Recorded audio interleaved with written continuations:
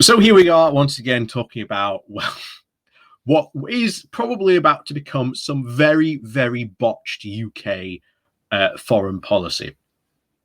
So just a couple of months ago, there was a joint um, strategic defence analysis released by the UK, and it basically pointed to how much of a threat China was.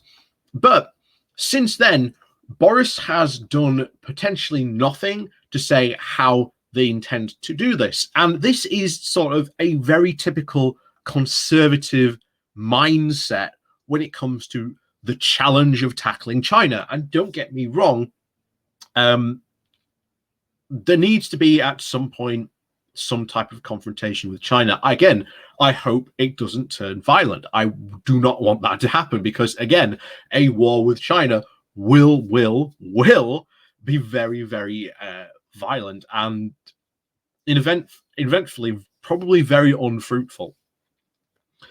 We must recognize that we cannot do what we did to Japan prior to during, shall we say, its rise from being an unindustrialized country to being an industrialized country. Pretty much us, shall we say, the rest of the Western world at the time, rebuffing Japan the way we did, led them on the path to what they would eventually do in World War II. Again, there were obviously numerous reasons, but that was one of the main things that, again, we refused to almost let Japan exist in the world. And that seems to be pretty much the conservative mindset, that you can just pretend China just doesn't exist and it'll somehow go back in its box. No, we've talked about this many times before, this conservative mindset, not only just in here in the UK, but definitely in the US and in some countries around the world, that seems to be the prevailing attitude. Which, again, to me is very, very weird, but there you go. So anyway, before we do jump into this article, please do remember to hit that like, share, and subscribe button. And of course, down below, there are links to my Patreon page and a one-off donation link called Buy Me Coffee, where you can, well, buy me a coffee. And as always, thank you very much to all those people who do support the channel that way. So this comes from The Guardian, and the title is PM accused of deliberate strategic void on the China to prioritise trade. Boris Johnson has been accused of avoiding a clear strategy on China for fear it will force him to make difficult decisions that put human rights ahead of an enhanced trade with one of the world's second largest economies. The allegation of a strategic void is made in a major report on the future of UK-China relations by the House of Lords, the International and Defence Select Committee. It warns that given the trajectory of China's global ambitions, the UK must be prepared for a potentially long and severe period of disruption in its trade and political relations with China. The Conservative-chaired committee warns that the new realism about China and its goals requires a depth of understanding of the country across the UK government that is currently lacking, what we've just been saying. The report, full of insight from former ministers and defence chiefs, points to inconsistencies, uncertainty, and a lack of a central strategy, especially in the UK government relations with China. It says, there is no clear sense of what the government's strategy towards China is, or what values and interests it is trying to uphold in the UK-China relationship. After questioning ministers and Chinese experts, the committee concluded, it seems that the government is using a policy of deliberate ambiguity to avoid making the difficult decisions that uphold the UK's values that might be negatively affect its economic relations. Well, that's just Boris Johnson all over, of course. Any strategy that is published should put the free trade off between economic engagement and human rights at the centre of the discussion, the report says.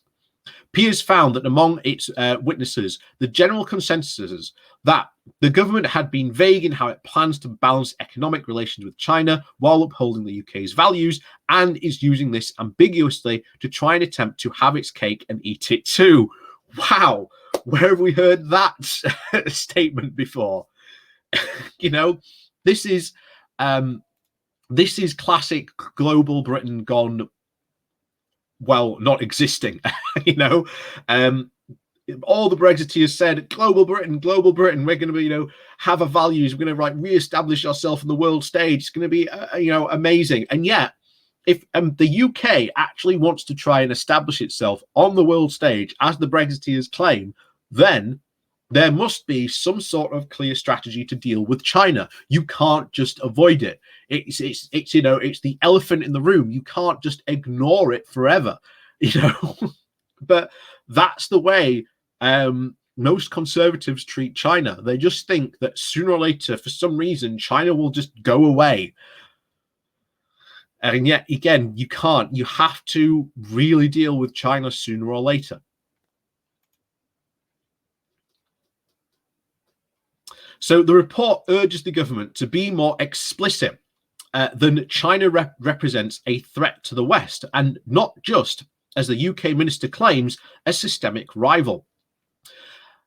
They say that their inquiry had a conclusive evidence that China poses a significant threat to the UK's interests, particularly in the light of the government's announcement to try and tilt toward the Indo-Pacific region. Again, why are we doing this? That tilt is completely, absolutely ridiculous. But again, it's part of this global Britain plan, which is exactly the same plan of Brexit, of we'll just say we're going to global, and then what's the plan? There is no plan. Again, this will only lead to disaster after disaster. Tensions over Taiwan and China's desire to try and reshape international rule-based order in its own interests, its attempt to restrict freedom of navigation, and its assault on human rights, extending even to genocide, all pose very serious challenges to our security and prosperity, including our international trade and investment over the long term. This will require the UK government to do more to protect international trade architecture, as well as UK infrastructure, even if it means coming into conflict with China and provoking what it describes as a potentially severe and extended disruption to trade and cooperation. The report says both the government and the private sector must be prepared to manage such periods of stress.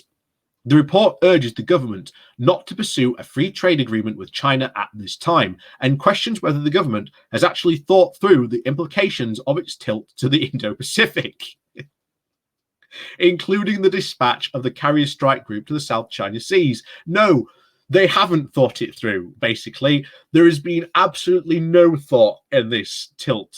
It hasn't thought through at all. It says it is not even clear how a UK security presence is to be maintained in a medium term without cooperation with allies, including France. What did some of the recent Afghanistan debacle come out? Maybe we need to have allies in Europe, which would essentially mean building ties with them. But we've spent the last 5 to 6 years with a government who has done nothing but antagonize our European allies.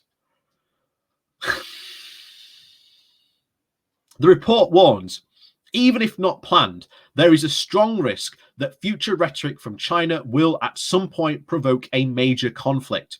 The tilt to the Indo-Pacific implies that the UK will be less able to isolate itself from such an event. It needs to carefully consider its contingency plans. With the future presence of the Royal Navy in the Southeast China Seas, it is not impossible that a UK naval vessel, rather than a US fleet, could be used by China as a test of their sovereignty, and therefore start of such a conflict. Again, very, very serious and worrying things, because the last things we need, to be honest, is to go into a war with China. This tilt to the Indo-Pacific is completely pointless. But again, this is part of the global Britain rhetoric. So, of course, it's going to happen. And of course, as was said there, there's no plan whatsoever. And yet, having a plan with foreign policy is very, very important. This could lead to loss of lives, huge diplomatic disasters, a potential economic disaster if we really are going to try and engage in this area for, again, whatever bizarre global Britain reason you can think of. But again, this is just, once again, pointless nationalistic nonsense that our government has decided to engage with because it's imperial nostalgia. It's Empire 2.0, once again rearing its very ugly head. So, as always, thank you very much for watching. Please do remember to hit that like, share, and subscribe button on your way out. And of course, down below there are links to my Patreon page and a one-off donation link called Buy Me Coffee, where you can, well, buy me coffee. And as always, thank you very much for watching, and we'll see you all